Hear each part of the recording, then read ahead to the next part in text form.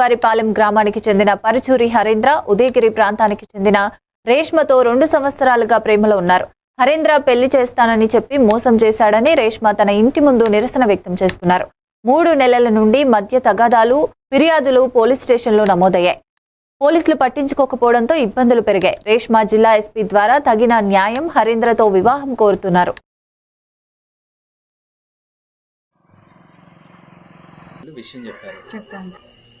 అక్కడ పంపి పాలెం ఊరు సార్. ఈ అబ్బాయి సూళ్ళూరుపేటలో జాబ్ చేస్తాడంట సార్. నాకు నెల్లూరులో పరిచయం అయ్యాడు. పరిచయం అయ్యి 2 సంవత్సరాల నుంచి మేము కలిసి తిరుగుతున్నాము. పెళ్లి చేసుకుందాం అని చెప్పి నన్ను మోసం చేసి 2 సంవత్సరాల నుంచి మాట్లాడుకుంటూ అలాగే తిరిగి ఈరోజు ఇంటికాడికి వచ్చేసరికి ఎవరు లేరు సార్. నేను గ్రీవెన్స్లో కంప్లైంట్ ఇచ్చాను. కంప్లైంట్ ఇచ్చిన తర్వాత అక్కడ డిఎస్పీ సార్ మహిళా పోలీస్కి పంపిస్తే డిఎస్పీ సారు ఎంత కారణం డిఎస్పీ సారే సార్ వీళ్ళని పంపించేశారు. ఇక్కడి నుంచి గలీజ్ మాటలు మాట్లాడుతున్నారు డిఎస్పీ సారు. మీరు డబ్బులు తీసుకొని వదిలేయండి, మీరు ఎందుకు ఎంత దూరం పోతారు, నువ్వు ముస్లిమ్స్ కదా అది అని చెప్పి నన్ను భయపెట్టి అసలు ఆ అబ్బాయిని పిలిపించి మాట్లాడటం లేదు సార్. వాళ్ళు ఆ అబ్బాయి అసలు ఇక్కడ ఎక్కడున్నాడు కూడా నాకు తెలియదు. ఈరోజు వాళ్ళ ఇంటికాడికి వస్తే మొన్న కూడా వచ్చాము, వాళ్ళు ఇక్కడ నుంచి ఇల్లు ఖాళీ చేసి వెళ్ళిపోయారంట సార్. పేరు రేష్మ, నా పేరు రేష్మ సార్. అబ్బాయి పేరు పరుచూరి హరేంద్ర.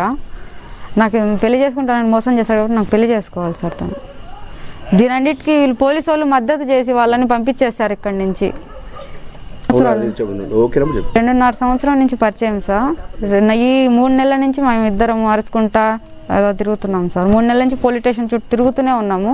డిఎస్పీ సార్ అబ్బాయి రాలేదు, అబ్బాయి డ్యూటీలో ఉన్నాడు, నువ్వు మళ్ళీ రా అని చెప్పి ఆపేసి ఈరోజు ఇంటికాడికి వచ్చేసరికి ఎవరూ లేరు సార్. నా చావైనా బతుకైనా ఇక్కడే చూసుకోవాలి సార్. వాళ్ళు ఒప్పుకోవట్లేదంట సార్. నేను చచ్చిపోతానని చెప్పిందంట వాళ్ళమ్మ. అందుకనేసి అబ్బాయి నేను ఇంకా ఇప్పుడు చేసుకోలేను, నన్ను వదిలే, నేను వేరే పెళ్లి చేసుకుంటాను అంటున్నాడు. నన్ను ఎందుకు మోసం చేసావని అడిగితే అసలు ఫోన్ ఎత్తట్లేదు సార్.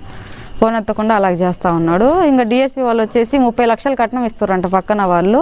నువ్వు ఇస్తావా 30 లక్షలు నీ కాడు ఉండయా, లేకుంటే 5 లక్షలు మేమే ఇస్తాము తీసుకుని వెళ్ళి